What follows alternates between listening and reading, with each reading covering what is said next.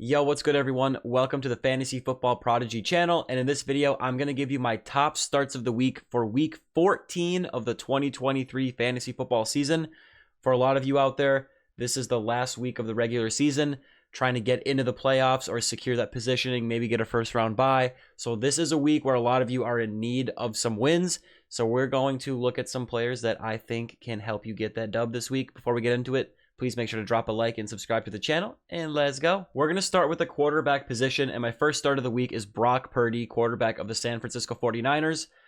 He has been absolutely on fire, especially lately for fantasy. He's currently the favorite to win the league MVP, also known as the quarterback award. I do think his teammate, Christian McCaffrey or Tyreek Hill, should also be in that conversation, but Brock Purdy has been playing great. You see his box score right here, regularly above 20 points. Week 12 against the Seattle Seahawks, he did not have a great game for fantasy, 11.5 points on quarterback 23 according to Fantasy Pro scoring. In week 14, he's taking on the same Seattle Seahawks defense. I would still keep rolling with Brock Purdy. He's been great. I was watching that game. I think that was the Thanksgiving night game, and just a lot of the touchdowns went to McCaffrey on the ground. That is going to happen when you have a player of that caliber in the backfield. But I would not go away with him this week. He is a quarterback one, especially when you factor in the weather that is going around right now in the league. There's a lot of games that are going to have some wind and some rain. So unless you have a locked-in option, Brock Purdy should be a quarterback one play. And the weather for the Seattle at San Francisco game should not be too bad at all. I am recording this on Friday night, December 8th. So just like with all of the players I'm going to talk about in this video, monitor the weather. Things are going to change. The weatherman is never right, it seems like. So, up until game time, if all of a sudden it comes out, there's 25-mile-per-hour winds in, San Francisco or wherever, make sure you make adjustments accordingly. But Brock Purdy is a quarterback one this week and most weeks that he is going to be playing football. Next up, we have Tua, quarterback of the Miami Dolphins. I love him this week as a high-end quarterback one, just because Tua, it seems like the Dolphins are pretty simple. When they go up against a bad team, they usually annihilate them. And this is a spot where I think Tua is set up for success. They're taking on the Tennessee Titans, where this is just not their year. They're rebuilding a little bit. And their secondary is definitely exploitable, especially when you're throwing the guys like Tyreek Hill and Jalen Waddle in that Miami Dolphins receiving core. So Tua is one of those guys where, against the Jets, for example, in week 12, I sat him. That was a brutal matchup on the road, and he did poorly for fantasy. But this is a matchup where it's good on paper. They should be able to score a lot of points here. It's a team with a losing record, not a great pass defense. And Tua is the type of player that can put up a week-winning performance. So when you're weighing him against other options that you might have, you have to factor in the week-winning potential that Tua has that a lot of quarterbacks just don't have. And this is in Miami, kind of like I said with Brock Purdy. The weather shouldn't be a factor in this game. As of this recording, it looks like it's 70 and partly cloudy in Miami on this Monday Night Football game against the Titans. So he should be set up for success here. And if anything, the Titans defense can shut down the run at times. So if that does happen, that just means that they're going to have to rely on Tua even more. So fire up Tua as a locked-in QB1. My next quarterback start of the week is Justin Fields of the Chicago Bears. He's taking on the Detroit Lions. This game is in Chicago, outdoors. It's looking like it's going to be 37 and sunny. As long as there's no crazy wind or crazy rain, weather should not be a factor. But if the forecast changes and it's going to be terrible weather-wise, maybe go with someone else if you have a reliable option. But this is his 2022 box score. So against the Detroit Lions in week 10, he was the quarterback one. Put up over 40 points, had 167 and 2 through the air, and then had 147 and 2 on the ground. And then in week 17, he was the quarterback 10, not as electric of a performance, but was 7 for 21 through the air. That's terrible. Only 75 yards and a touchdown, but did have 132 rushing yards in that game. And I'm not sure if he got injured in this game because he didn't play the following week. I can't remember exactly what happened, but long story short, he has had productive games against Detroit in the past. And then earlier, a few weeks ago in week 11, first game back from injury, he put up 169 and 1, and again ran for over 100 yards on the ground against the Detroit Lions. So, and was the quarterback 8, had over 20 points in fantasy. The Detroit Lions defense has not been playing super well lately. They've been giving it up to the passing game a little bit. So I think that this is a spot where Justin Fields is going to succeed on the ground, and I think he can succeed through the air as well, throwing the ball to a couple players that we're going to talk about later in this video. Next up, we're going with Russell Wilson. This is a guy who I don't think has quite as much upside as some of the guys I talked about, like Tua or Justin Fields, but he has been really solid for fantasy, and someone that you can definitely consider if you are dealing with maybe an injury at the quarterback position, or you just need someone to start. Like, I lost Joe Burrow for the season. I did a trade that involved me getting Russell Wilson. I also got a quarterback who we're going to talk about next, but I'm deciding between those two guys this week. But I like Russell Wilson this week. He's a very reliable streaming option this year, and he's taken on the Chargers. That is a plus matchup for the passing game for Russell Wilson, airing it out a little bit. And like I said, with the other guys, the weather as of now doesn't look like it'll be a factor. Should be good weather for that game. And I like him as a low quarterback one. Again, probably not a ton of upside just because we haven't really seen him put... I mean, he has a few games this year with 3 passing touchdowns. He's got 1, 2, 3. So, like, he's capable of throwing, 3 touchdowns. And if you told me he threw 3 touchdowns, I would not be surprised. But at the very least, he's a low quarterback one play. And if he does get that, second or third touchdown, or, maybe has a little work on the ground like we've seen the last couple of weeks, 11 and 10 carries, then he might have a little bit more upside than maybe I'm giving him credit for. On my initial thoughts here, but I like him as a low quarterback one against the Chargers. And then next up, we have Jordan Love. This is the quarterback that I picked up in that same league where I lost Burrow, did a trade that involved me getting Russell Wilson. I also picked up Jordan Love off of waivers, and since I have picked him up, he's been great for fantasy. I mean, you see the numbers routinely in the upper 200s, even 300 passing yards. Last 4 weeks, 2, 2, 3, 3 passing touchdowns. Has been a quarterback one each of the last 4 weeks. And now he's taking on the New York Giants on the road. That is not a matchup that scares me whatsoever. The weather doesn't look like it's going to be too bad. If it is like super rainy or anything, you can definitely pivot to someone else. But this is a Monday night game, so obviously you won't have a pivot option. So if you have a guy that is kind of similarly ranked, you might want to go with them. But long story short, Jordan Love has been playing great, and the New York Giants defense does not scare me. The only worry is that A.J. Dillon gets a couple touchdowns early. The Giants offense just can't put up points, and Jordan Love doesn't have to air it out. But more often than not, he's throwing for multiple touchdowns. So I like Jordan Love, kind of like Russell Wilson, as a low quarterback one play in Week 14. We're going to move on to the running back position, and I'm going with Zack Moss, running back of the Indianapolis Colts. I made him a starter of the week last week against the Titans, and although it did not work out in terms of the box score for fantasy, the process was right. Jonathan Taylor, superstar running back for the Colts, missing a few weeks with an injury. Zack Moss took over the backfield, and again, like we saw earlier in the year when Jonathan Taylor missed time, Zack Moss was the clear lead running back. Only 6.7 points in half PPR was the running back 27, but he saw 19 carries on the ground, only turned into 51 yards, a long of 5 yards. That's brutal. And he saw 3 targets, only turned into 2 for 6. So you love the volume. This week, he's taking on the Cincinnati Bengals. That is a better matchup. I think that he can definitely exploit this defense. One thing to monitor for this game is the weather. A lot of the games I've talked about so far haven't had any issues really with weather as of this recording. But that's fine because we were talking about quarterbacks. Now we're talking about running backs. So if the weather isn't perfect, that just means they might rely on the ground game a little bit more. This game is in Cincinnati.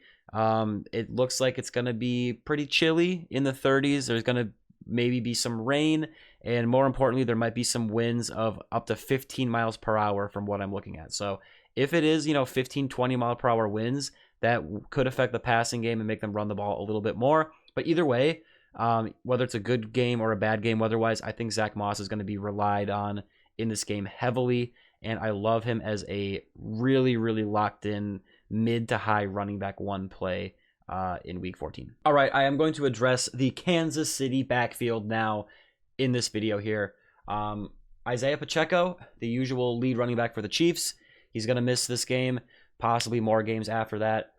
Week 14, the Chiefs are taking on the Buffalo Bills, so that injury opens up a ton of opportunity for other players. Now, we saw sort of like with Ramondre Stevenson in the Thursday night game against the Steelers, that injury opened up a ton of opportunity for Zeke, and he was able to get a ton of volume, both on the ground and in the passing game, and it worked out great for fantasy.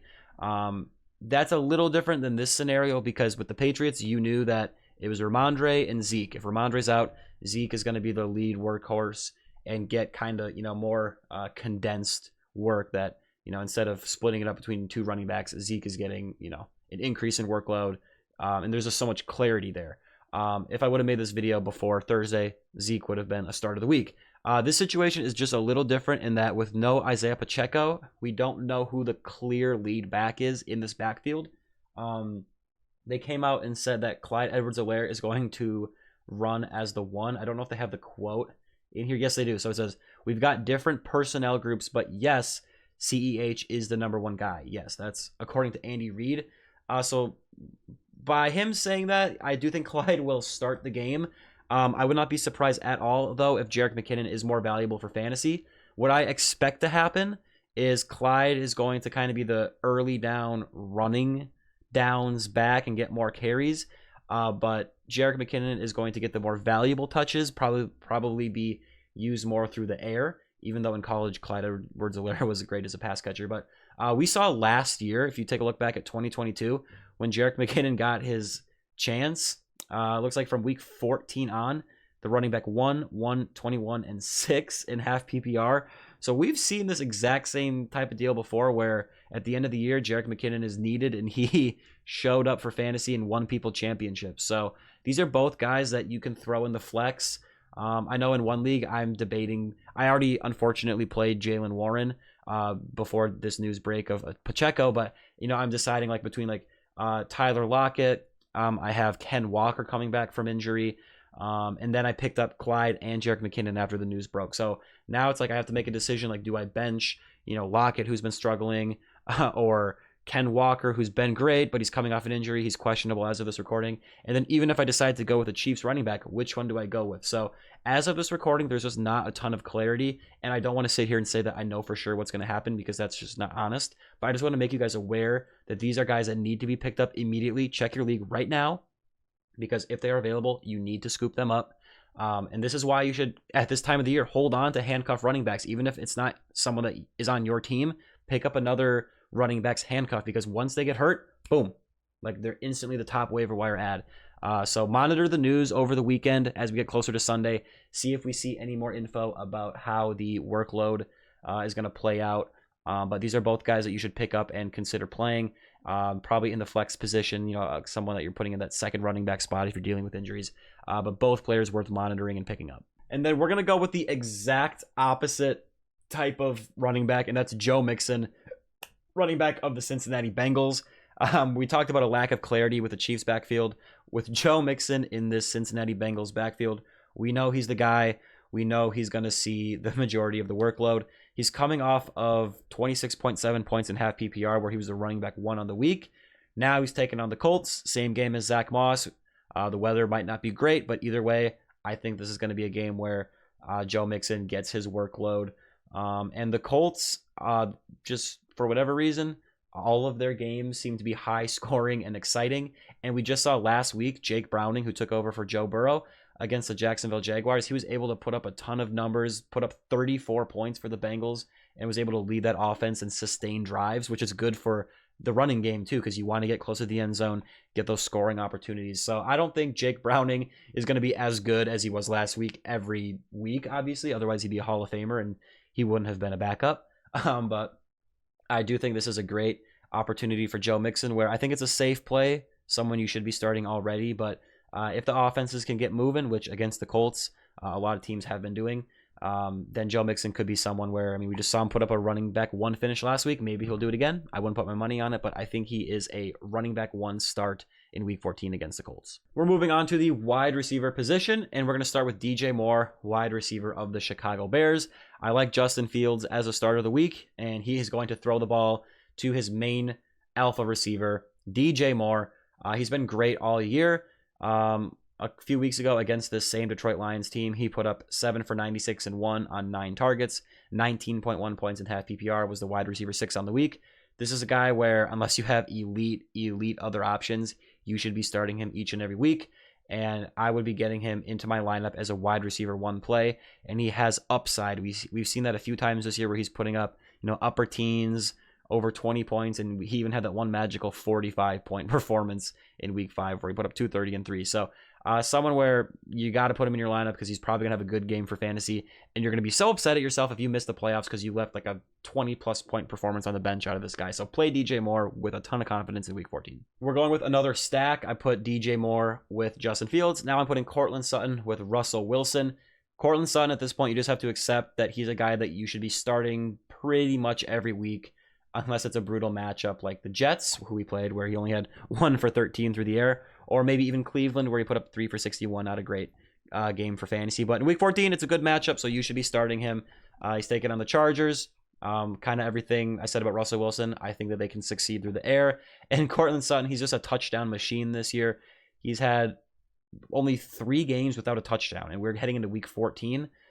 He hasn't had more than 1 touchdown in a game, so maybe one of these days he can get a couple. But I really like Courtland Sutton as a solid wide receiver 2 play, pretty much like he's been all year. Lock him into your lineup, and hopefully he'll help you secure that last playoff spot if you're trying to sneak into the playoffs. I really do need Courtland Sutton to do some wonders for me in Dynasty. But anyways, we're going to talk about Deebo Samuel and Brandin Aiyuk. Deebo is a guy that, speaking of my Dynasty team, it's painful for me to talk about. If you know, you know.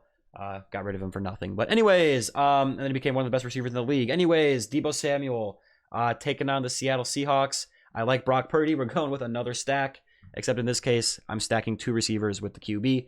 Deebo coming off a great performance where he was the wide receiver 2 on the week, put up 33.8 points in half PPR. And then the week before that, played this same Seahawks defense that he's playing this week, 7 for 79 through the air, 4 for 15 and a touchdown on the ground. He's back. He's healthy. He's good to go. And a healthy Deebo Samuel is someone that you have to put in the lineup. And then Brandin Aiyuk, more of a true receiver, whereas Deebo can be used on the ground a little bit. Some close to the line of scrimmage targets. Brandin Aiyuk is more of a true receiver, where we're going to see him get down the field and just do what he does. Against this Seahawks team a couple weeks ago on Thanksgiving, he only had 2 catches, but he did a lot with it. Turned into 50 and a touchdown.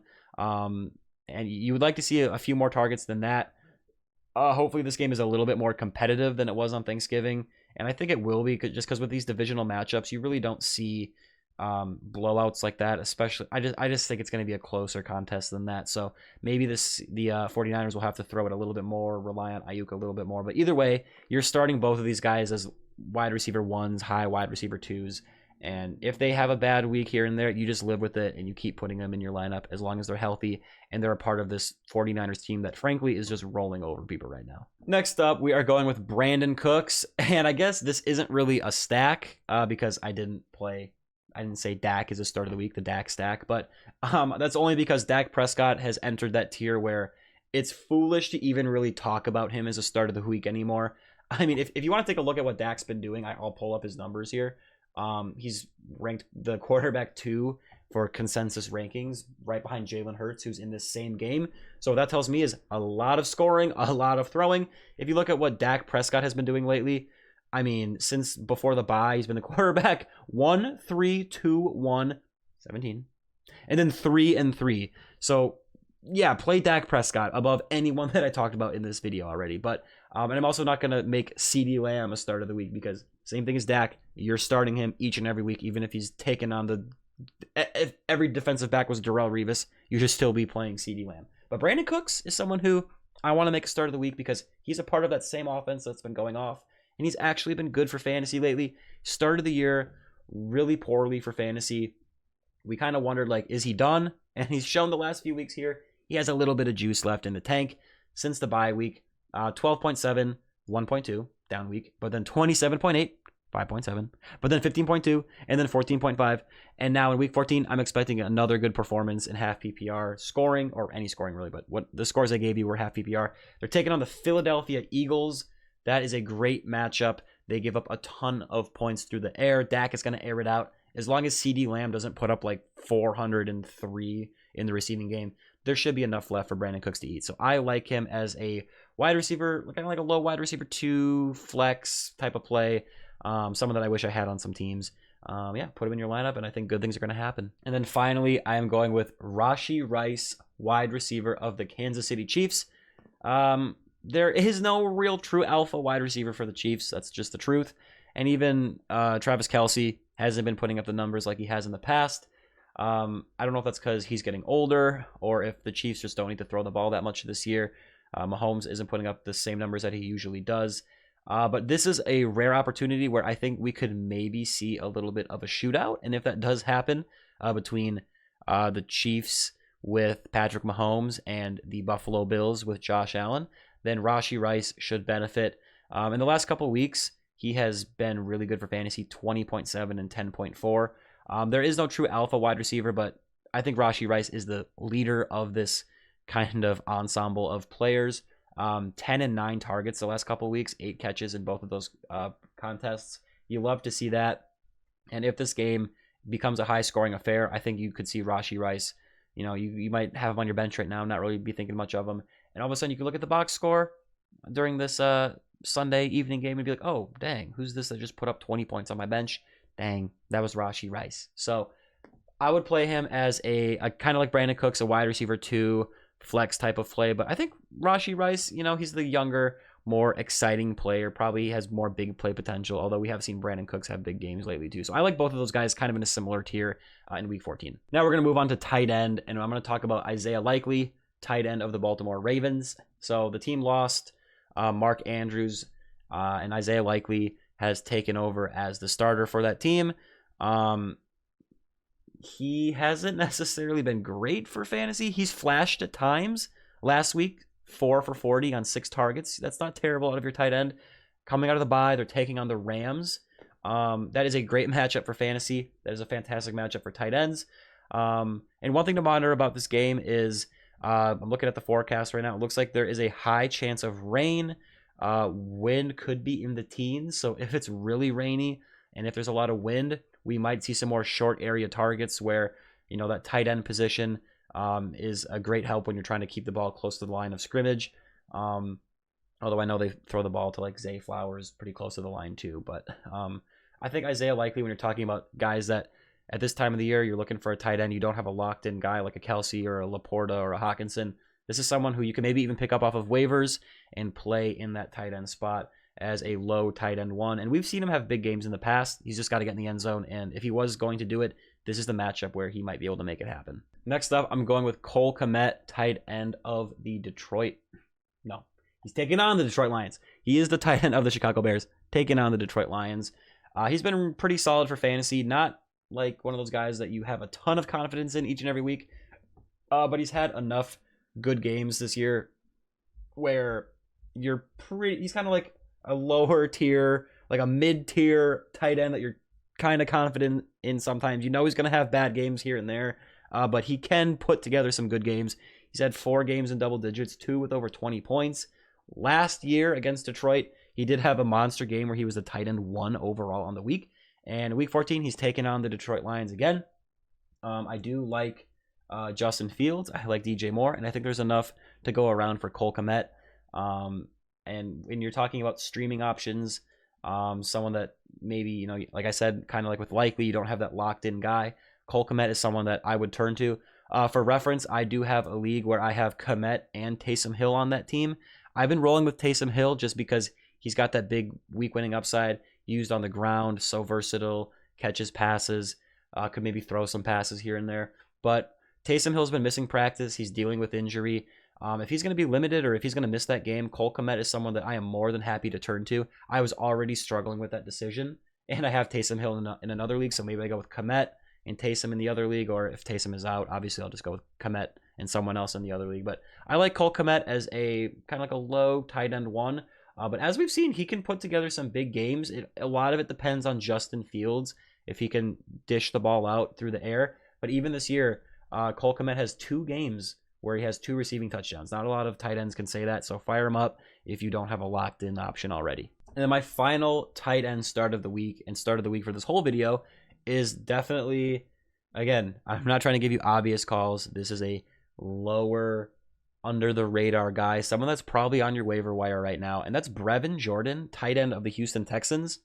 With Dalton Schultz ruled out again, Brevin Jordan is going to get another start. Last week against the Denver Broncos, on 5 targets, he put up 3 for 64 with a long of 27. That's 21.3 yards a catch. Had 7.9 points in half PPR and was a tight end 1. He was the tight end 12 on the week. Now he gets another exploitable matchup against the New York Jets. Their defensive backs are going to have a tough time defending the wide receivers. I know they lost Tank Dell, which is just the worst because I traded for Tank Dell. I don't want to get into it. But this is a sneaky little start here where Brevin Jordan, I think, I would not be surprised if he finished as a tight end 1. It doesn't take a lot to be a tight end 1. He did it on 64 yards and 7.9 points last week. So I definitely think he could duplicate that production and even do a little bit more. He did a lot with his targets, and maybe just with the tough matchup for the receivers, they might rely on him a little bit more. Dalton Schultz is out, so Brevin Jordan is going to be the lead tight end.